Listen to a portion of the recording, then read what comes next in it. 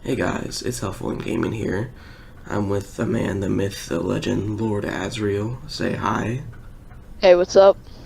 And today we will be reviewing every Avatar The Last Airbender episode from the perspective of me who's seen it 3 times and the description for Lord Asriel.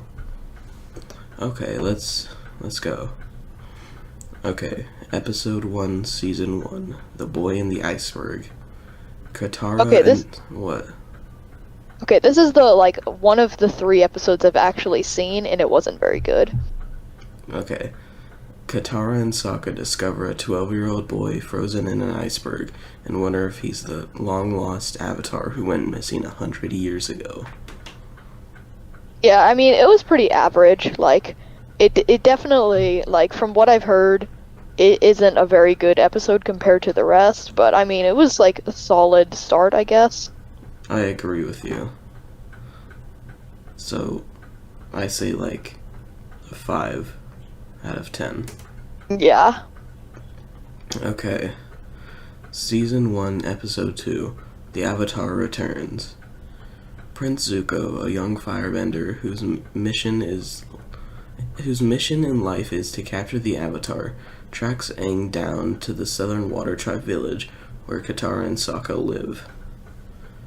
I actually quite like this episode. Probably a 7 out of 10 for me. I think it's a solid 5 again. Still a solid start. Yeah, definitely. Okay. Season 1, Episode 4, The Warriors of Kyoshi. Aang is treated like a celebrity when the locals discover he is the Avatar, while Sokka meets some female warriors. Okay, this is the last episode I've seen. This one was pretty good. I also think it's pretty good. It introduces some good characters like Suki, and that's about it, really. I think it's a solid 7 out of 10. Yeah, that's about what I'd give it to. Okay, Season 1, Episode 5, The King of Omashu. Aang brings Katara and Sokka to the Earth Nation city of Omashu. The king puts Aang to a series of challenges to test his patience, focus, and wisdom. Actually, I think I have seen this one. I mean, it was kind of like your stereotypical action cartoon training montage, I think. I'd give it like a 4 out of 5. 4 out of 10.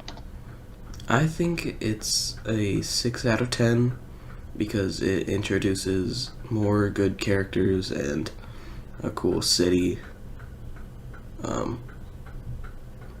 Also, King Boomy is cool. King DDD. Yeah, okay.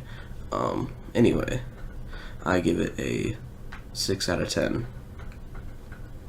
Yeah. Season 1, Episode 6, Imprisoned. Aang and his friends meet Haru, an earthbender who is forced to hide his abilities. Katara convinces him to help save a man's life, but Haru is arrested. Dun dun dun. I haven't seen this episode. It's okay. Maybe, it sounds okay. I mean, probably a 6 out of 10. So, I think it's a 3 out of 10. It's not a very good episode in my opinion. Everything is kind of weird, like a one-liner at the end where one person is being lifted over water and says he can't swim, but the one-liner is, "Don't worry, I hear cowards float," which doesn't make any sense. Yeah. Okay, anyway, 3 out of 10. Okay, Season 1, Episode 7, The Winter Solstice, Part 1, The Spirit World. Aang, Katara, and Sokka arrive at a town being terrorized by a mysterious force from the spirit world. Aang realizes he has much to learn about being the Avatar. I hate this trope. 4 out of 10. I hate they have to save of like village, and then they have to learn more things about their powers. I think it's just really annoying and super basic and cheesy. Yeah, I think it's a good start to this two-parter because yeah, I don't know, you just have to have seen it. I don't know how to explain it. Um, Also, they're cool, like big monsters. Okay. Season 1, Episode 8, The Winter Solstice, Part 2, Avatar Roku. During the winter solstice, Aang must reach a Fire Nation temple while dodging Prince Zuko, Commander Zhao, and the fire sages who guard it. This one sounds fun, but still a little basic. 7 out of 10. I think it's also a good 7 out of 10. It's really nice in my opinion. There's some good plays, and a really cool ending to it, where Avatar Roku is alive again and just like bodies some people. It's cool. But anyway, Season 1, Episode 9, The Waterbending Scroll. When Katara's desire to master waterbending gets the best of her, the group find themselves on the run from pirates. I mean, again, a lot of the episodes in the first season seem like so many tropes just mashed into a season, so this one's about 5. I think it's also about a 5. It's kind of boring and also kind of forced because in like the ending of season 3, Katara is the one trying to convince everyone that stealing is wrong, even though she stole stuff. I don't know. Okay, anyway. Season 1, Episode 10, Jet. This is arguably one of the darkest episodes. Our hero's friendship is tested when they meet Jet, a charismatic teenager leading a band of rebels who are fighting against the Fire Nation.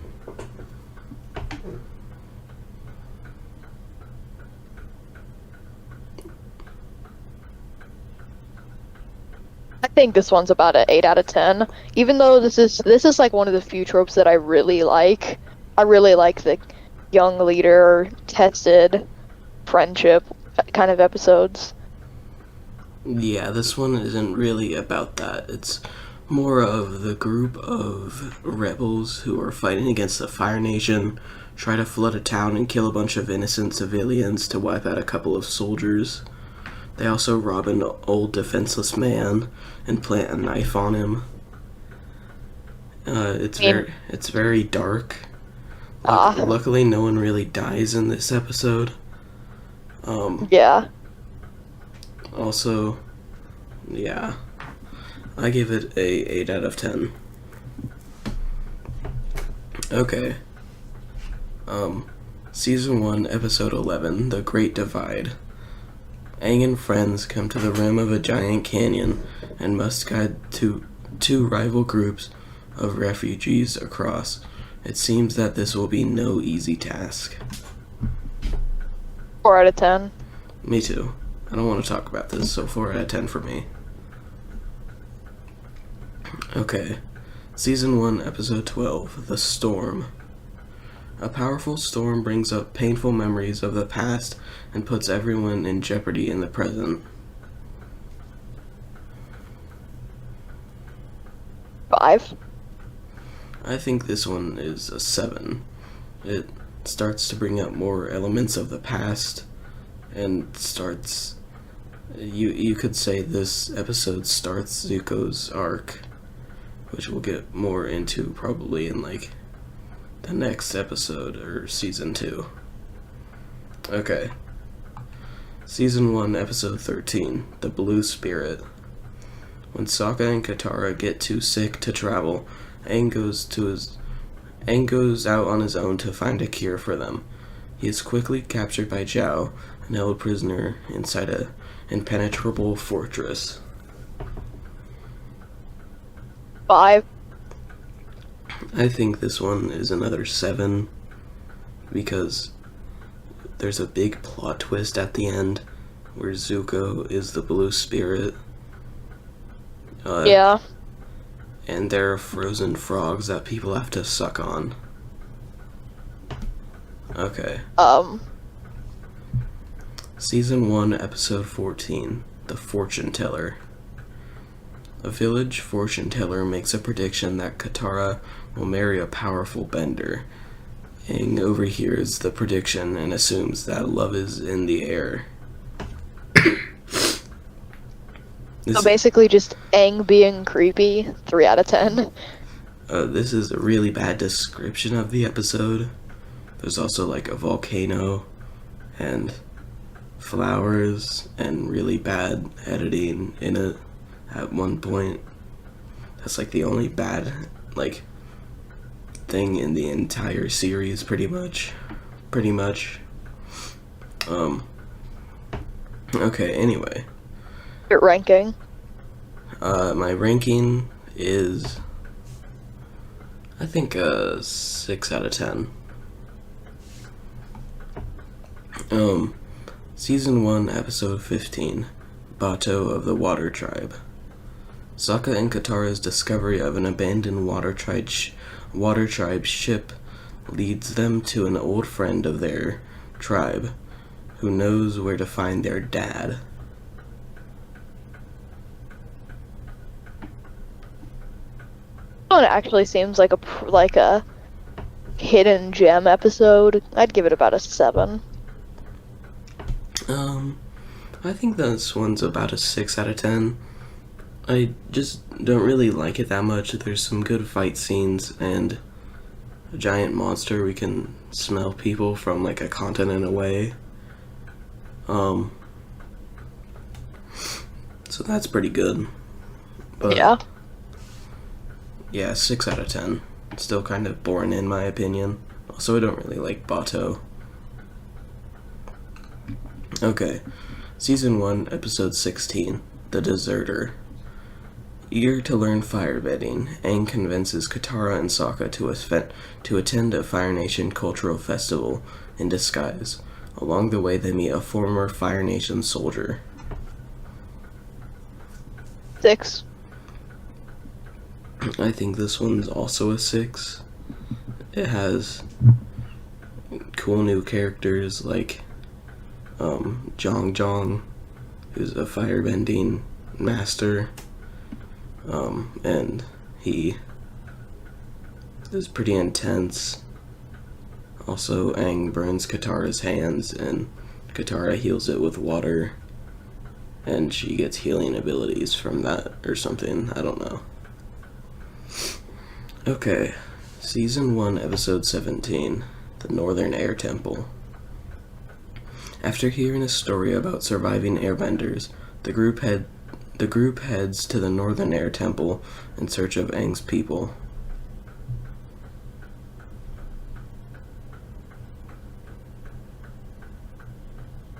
This was definitely like one of those trap episodes.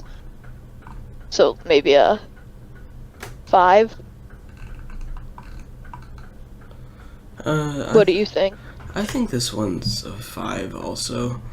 It introduces some important characters and other elements that aren't really used until the, like, finale almost. But it's still kind of boring to me. Yeah. Yeah. Season 1, Episode 18, The Waterbending Master. The group finally arrives at the Northern Water Tribe, a spectacular ice city full of majestic temples and canals. Eager to begin training, Aang and Katara meet Master Pakku. Feels like one that doesn't have a great story, but has amazing visuals. Well, yeah, kinda. It didn't really tell everything, so basically, Master Pakku is sexist, and he doesn't let Katara, waterbend,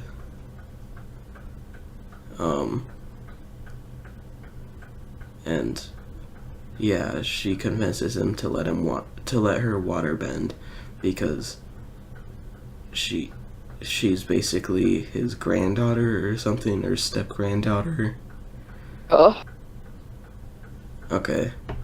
Um Season 1, Episode 19, The Siege of the North, Part 1. When Zhao's fleet begins its relentless assault on the city walls, everyone must band together to face the terrible threat. oh, this one sounds like an 8 out of 10. Yeah, it's pretty good. I think it's a 7 out of 10 from me. It's really good. It has some pretty good visuals, but it's definitely the worst one out of the two-parter episode. Which brings me to Season 1, Episode 20, The Siege of the North, Part 2. Now, there isn't actually a description on this because of Goggle didn't put one. But basically, the Zhao's fleet kill a spirit fish, and that like kills the moon. So waterbenders can't waterbend, and everything's dark. But then Princess Yue, who's not in the description for the first episode, becomes the moon and like fuses with Aang to become a giant fish monster and destroy a bunch of ships, and it's really cool. This feels like really convoluted. I say it's a 7 This out sounds of like eight for me, an 8 for me. Yeah, this is definitely like really convoluted though. Okay, so now that we're done with this season, almost, we have to go back to the third episode, which I apparently skipped over. Okay, Season 1, Episode 3, The Southern Air Temple. Aang is eager to take Sokka and Katara to the Air Temple, where he was raised, but it seems that the temple is not at all how Aang remembers it. I've seen this one, yeah. This one was pretty good. I remember that he like gets that weird fluff guy back. Oh yeah, Momo, the lemur Yeah. monkey. Lunky. This episode was like a 6 out of 10. I think it's a 7 out of 10. It's definitely the best out of the first 3 episodes, and it's the first time the Avatar state was in the episode. Wait, no, it's not. But it's one of the first times he's really powerful with it. Also, there's a big plot twist where there's like a mass genocide on every airbender in the world except for him. So that's pretty cool, I guess.